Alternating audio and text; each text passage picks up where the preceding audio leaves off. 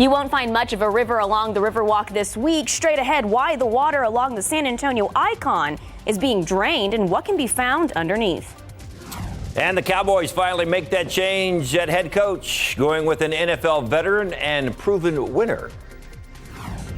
A warm day today, but a cold front slides through tonight. What does that mean for the rest of our forecast? We've got the latest coming up. Live from KSAT12, the news at noon starts right now. If you are walking along the river today and notice the water is significantly lower, that's been done on purpose. The city draining parts of the Riverwalk today for infrastructure maintenance. Local biologists tell us why they are taking advantage of the drain to help the local ecosystem. Yeah, this is a small one. Oh, really? We found one earlier about the size of a quarter, too. That's an apple snail, and they aren't from around here. In fact, they are hurting the local ecosystem around the San Antonio Riverwalk. They are voracious eaters, so they eat any sort of native aquatic plants that we might have in these stretches. And then they're just out-competing native snails. But they aren't the reason behind the city's river drain. The city drains the river for infrastructure repairs so they can get equipment like this truck into the river to make those repairs. A repair needed to be done on gate number 6, so part of the river from Josephine Street to Nueva Street was drained today and will be refilled on Thursday. During the drain, biologists with the San Antonio River Authority say their job is to move native species to safer water and clean up those invasive species, which originally are from South America, or in this case, your local pet store. You can readily find these at a PetSmart or Petco, so somebody almost definitely bought it for their aquarium, got too big, and so they dumped it into the river. The pesky snails were discovered in October, and several pink egg sacs were collected then. As biologist Chris Vaughn explains, it's vital to relocate the snails to keep local fish and plants alive and thriving. The aquatic plants are vital to the food web. They create nursery habitat for fish. They're just super important for the total assemblage. And the drain will also be used to clean up the river. While we were down there earlier today, we saw at least one scooter at the bottom of near the Lexington boat ramp. New at noon, San Antonio police say a 52-year-old woman killed crossing a north side street over the weekend. The accident happened Sunday night in the 10,700 block of Blanco Road. Police say the woman was crossing the street, which is not designed for pedestrian traffic, and was hit by someone driving a blue Lincoln. The medical examiner identified the victim as Hermine Gilda Fuentes. Police say she was wearing dark clothing and the driver didn't see her. The driver did stop to call for help. Fuentes was taken to the hospital, but later died from her injuries. Senseless violence, that's how neighbors describe a shooting on the city's southeast side yesterday. It happened at the Pecan Valley Golf Club apartments in the 4900 block of Pecan Grove. Police say a 16-year-old girl and a 17-year-old boy were sitting in a car when 4 men walked up and started shooting. At least 12 shots were fired from 2 weapons. One of them was left at the scene. The teens were taken to University Hospital and are expected to be okay. Police say those suspects are still on the run. Happening today, the funeral for a pregnant woman killed by the father of her children on Christmas. Gabriela Rodriguez will be laid to rest today. Rodriguez was shot and killed by her ex-boyfriend while dropping off their kids at his home. The suspect, identified as William Bayless, then turned the gun on himself. He died a few days later at University Hospital. Rodriguez was 33 weeks pregnant when she was killed. The San Antonio ISD community will come together this week to remember an officer who was killed last month while working his second job at IHOP. Officer Cliff Martinez died after he was assaulted and run over by 2 men after he tried to break up a fight. A visitation will be held for Martinez today. It's happening at Porter Loring Mortuary on McCullough Avenue from 4 to 9 p.m. Then services are set for tomorrow morning at the Community Bible Church in the 2400 block of North Loop 1604 East. SAISD also announced that a new scholarship has been created in his honor. The scholarship will be given to students enrolled in the Police Explorer programs and students pursuing a career as a police officer. More fallout today from the U.S. drone attack that killed Iran's top military leader.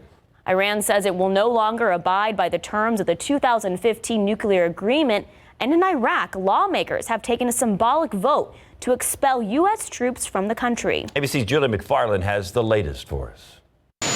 President Trump landing back in Washington last night and facing a storm. The attack on Iran's top general, head of the Quds Force, listed as a terror organization, sparking fears about the possible consequences. Democrats also upset at what they say is a lack of transparency surrounding the move. All this as the regime announced it is scrapping all outstanding restrictions from the nuclear deal. Speaker Nancy Pelosi announcing a Warp House resolution seeking to limit military action taken by the Trump administration. Elizabeth Warren raising questions over the timing of the strike. Why now? I think people are starting to ask, why now did he do this? Why not delay? Trump's original claim that Soleimani's killing prevented an attack, challenged on the Sunday shows. When you say the attacks were imminent, how imminent were they?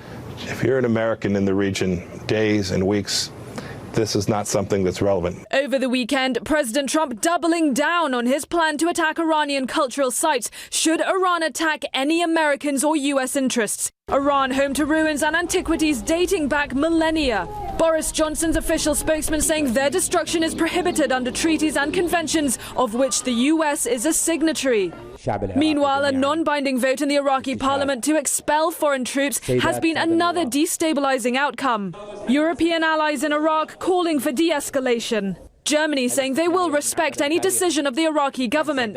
The Brits underlying the importance of the ongoing fight against ISIS.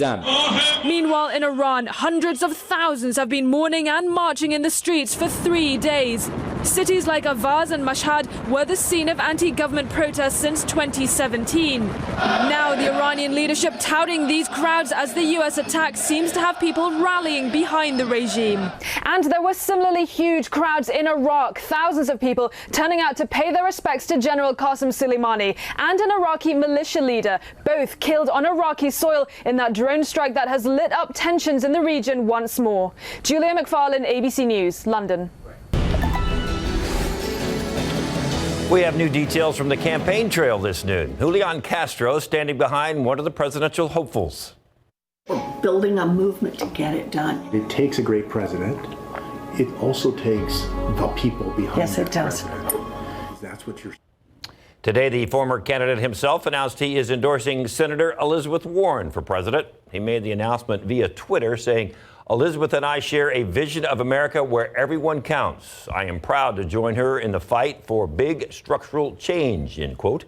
According to CNN, Castro and Warren spoke about the endorsement before Castro ended his campaign last Thursday.